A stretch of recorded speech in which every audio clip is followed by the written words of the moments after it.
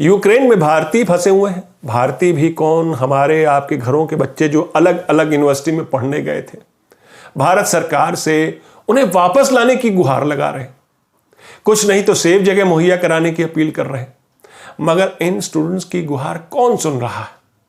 वो अपने हॉस्टल छोड़ चुके हैं, यूनिवर्सिटी छोड़ चुके हैं, सड़क पर हैं, न बस चल रही न टैक्सी, जाएं तो जाएं कहां। इनके मुताबिक एम्बेसी में कोई उनका फोन कॉल तक नहीं उठा रहा। सुनिए इन स्टूडेंट्स की मनोस्थिति इन्हीं की जुबानी। हम लोग रात भर से यहाँ पे आए हुए हैं। हम डिफरेंट यूनिवर्सिटी से आए हुए हैं, बहुत सब अलग अलग जगह से आए हुए हैं। हम एम्बेसी को कॉल करे जा रहे हैं। यहाँ पे हम बहुत परेशान हैं, लेकिन एम्बेसी कोई जवाब नहीं दे रही है। ना यहाँ से जाने के लिए कोई रास्ता है हमारे पास, टैक्सी वाले नहीं मिल रहे हैं और कुछ भी नहीं है, और एम्बेसी कोई जवाब देने को तैयार नहीं है। तो अब हमें जवाब दीजिए, हम करें क्या? एम्बेसी हमारी जो एम्बेसी है कीव में वो बंद हो चुकी है। मतलब उन्हें बोल दिया गया है, ऑर्डर आ गए हैं कि इंडिया जा रही है एम्बेसी। तो अब यहाँ पे कोई हेल्प करने के लिए तैयार नहीं है। टैक्सी नहीं मिल रही है, बस नहीं मिल रही है। हम कहाँ जाए मतलब? पर हमारी रिक्वेस्ट है कि सिर्फ हमें सेफ जगह पे लिया जाए। हम ये नहीं कह रहे कि हमें तुरंत इंडिया वापस जाना है, पर हमें एक सेफ जगह, हम एम्बेसी से ये चाहते हैं कि हमें एक सेफ जगह। बताया जाता है कि यूक्रेन में करीब 20,000 भारतीय हैं, जिनमें से ज्यादातर स्टूडेंट्स हैं। ये लोग आईटी, मेडिकल, फार्मास्यूटिकल और इंजीनियरिंग की पढ़ाई के लिए यूक्रेन में रहे। अब जब रूस ने यूक्रेन पर हमला बोला तो हालत बद से बदतर हुई। इनमें से बहुत से तो कीव यानी राजधानी कीव में भारतीय एम्बेसी पहुंचे, इस उम्मीद में कि कम से कम वो उन्हें अंदर बैठने की इजाजत देंगे, अंदर बिठाएंगे, चाय नाश्ता कराएंगे एम्बेसी वाले लोग। मगर इन स्टूडेंट्स को, भारतीय स्टूडेंट्स को बाहर ही -2 टेम्परेचर में खड़ा रखा गया।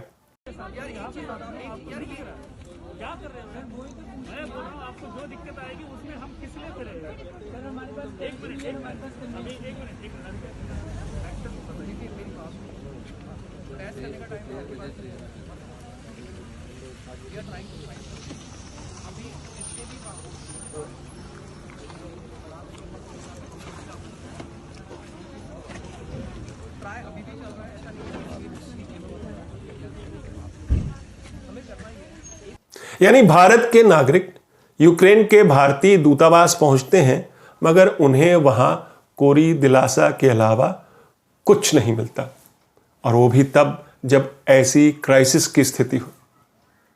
और इस बीच जानते हैं यूक्रेन में भारत के एम्बेसडर का लिखित मैसेज क्या आ जाता है?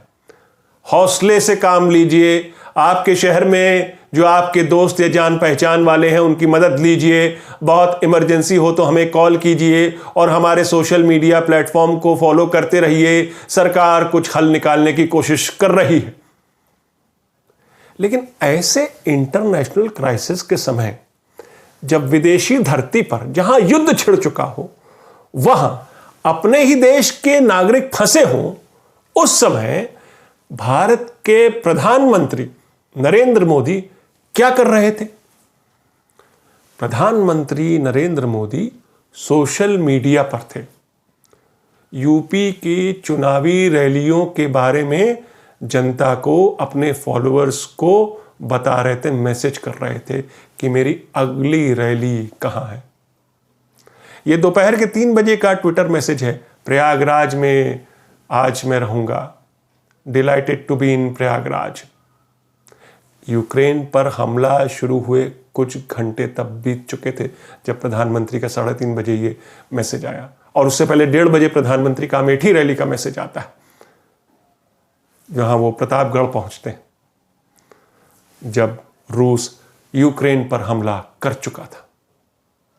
जाहिर है प्रधानमंत्री जी को मालूम था देश में अभी चुनाव से जरूरी कुछ भी नहीं, इंटरनेशनल क्राइसिस भी नहीं, पड़ोस में युद्ध भी नहीं, वहां फंसे भारतीयों के सेफ रिटर्न से भी ज्यादा जरूरी अमेठी और प्रयागराज की चुनावी रैली थी। नमस्कार, मैं हूं आपका न्यूज बाज प्रभात शुंगलू। मेरा आज का सवाल, क्या यूक्रेन से भारतीयों को सेफ वापस लाने में भारत सरकार के इंतजाम नाकाफी रहे अब तक? अपने जवाब हां या ना में जरूर दीजिएगा। इंटरनेशनल क्राइसिस मुंह बाय खड़ी है। पड़ोस में बड़े देश ने छोटे देश पर हमला बोल दिया है। विश्व में यूरोप से लेकर अमेरिका तक हाहाकार मचा है। हमारे देश के हजारों स्टूडेंट्स उस हवाई हमलों में और मिसाइल अटैक के बीच फंसे हुए हैं और सरकार से गुहार लगा रहे हैं उनके सेफ रिटर्न के लिए। और इधर प्रधानमंत्री जी चुनावी मंच से विरोधियों को पानी पी पी कर कोस रहे हैं।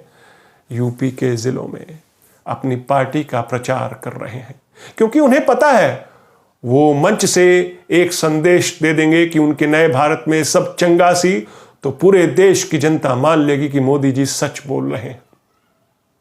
लेकिन रूस और यूक्रेन के इस युद्ध में भारत कहां खड़ा है, हमें तो यह भी नहीं मालूम। भारत की डिप्लोमेसी अगर शांति की डिप्लोमेसी है तो क्या वो यूक्रेन के साथ है? लेकिन ऐसा इकरार तो भारत ने अब तक नहीं किया है। तो फिर क्या भारत अपने दोस्त और हमलावर रूस के साथ है? यह भी नहीं मालूम। भारत में यूक्रेन के दूतावास ने कहा कि मोदी जी अगर रूस को बोलेंगे तो शायद असर हो। लेकिन उन्हें कौन बताए कि मोदी जी भारत के लोकतंत्र को मजबूत करने के लिए पार्टी प्रचार में दिल्ली से बहुत दूर हैं।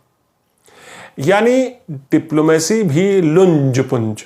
भारतीय स्टूडेंट्स जो खामियाजा भुगत रहे हैं यूक्रेन में, उन हमलों के बीच, रूस के उस मिलिट्री ऑपरेशंस के बीच, उसकी कहानी तो खैर छोड़ ही दीजिए।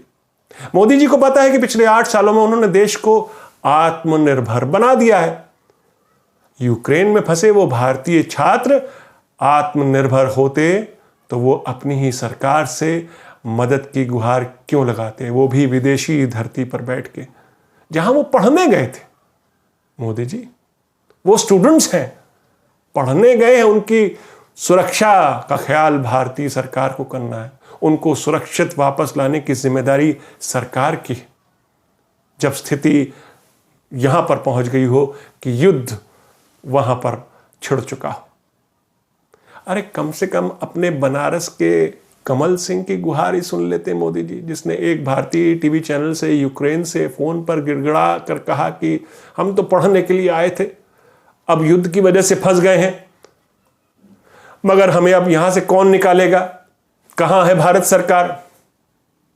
याद है 2019 में पुलवामा में हमारे देश के 45 सुरक्षा बल के कर्मी आतंकी हमलों में मारे जाते हैं और हमारे देश के प्रधानमंत्री एक विदेशी चैनल के लिए वीडियो फिल्म के लिए शूट में कॉर्बेट में बिजी थे। 15 फरवरी को भारतीय दूतावास ने लोगों को आगाह किया था कि हालात नाजुक हो रहे हैं, आप लोग फिलहाल यूक्रेन छोड़कर लौटने का इंतजाम कीजिए, टेम्पररी ही सही। वो यूक्रेन से निकलने के इंतजाम में जुट गए वहां पर भारतीय, लेकिन कुछ फ्लाइट्स कैंसिल हो चुकी थी और कुछ मनमाने दाम मांगने लगी थी। 2 गुने 3 गुने टिकट के पैसे मांगे गए। 26,000 का टिकट 85,000 का बिक रहा था। खैर, मंगलवार रात एयर इंडिया का एक जहाज करीब 250 भारतीयों को कीव से दिल्ली लाता है, अभी परसों ही। लेकिन आज तड़के जब रूस ने यूक्रेन पर हमला कर दिया तो तस्वीर अचानक बदल गई। सुनते हैं भारत के एक जहाज कीव के लिए रवाना हुआ था आज भी, मगर यूक्रेन के एयर स्पेस में उसे घुसने नहीं दिया गया। यूक्रेन के एयरपोर्ट भी शट हो चुके हैं अब तो उस जहाज को लौटना पड़ा।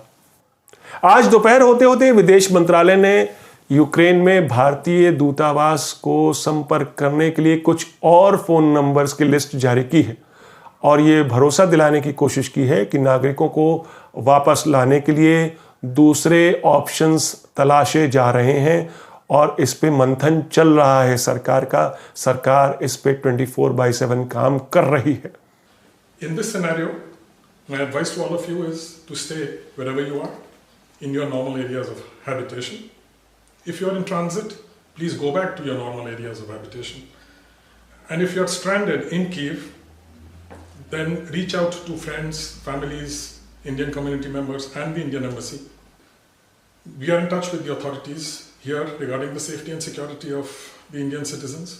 The Government of India, the Ministry of External Affairs and the Embassy of India are fully alert to the situation and working out modalities to see how we can evacuate our citizens through the neighboring countries along the western borders of Ukraine. But as I say, these times are uncertain, and therefore it is important to be calm, level-headed, and take necessary safety and precautions. रूस और Ukraine में तनातनी चल रही थी काफ़ी दिनों से, हफ्तों से। रूस बाकायदा आक्रामक तेवर अपनाए हुए था। यूक्रेन पर हमला करने के चांसेस स्ट्रांग थे। फिर भी भारतीय सरकार को सुध नहीं थी कि वहां से भारतीयों के इवैक्यूएशन के काम में तेजी लाई जाए। लेकिन अब जब संकट सर पर खड़ा है, तांडव कर रहा है वो संकट, तो सरकार बगले झांक रही है। मेरा आज का सवाल मैं दोहराता हूं, क्या यूक्रेन से भारतीयों को सेफ वापस लाने में भारत सरकार के इंतजाम, अब तक के इंतजाम नाकाफी रहे? अपने जवाब हाँ या ना में जरूर दीजिएगा। तो ये थी आज की न्यूज़बाजी। फिर मिलेंगे एक नई न्यूज़बाजी के साथ। तब तक के लिए नमस्कार।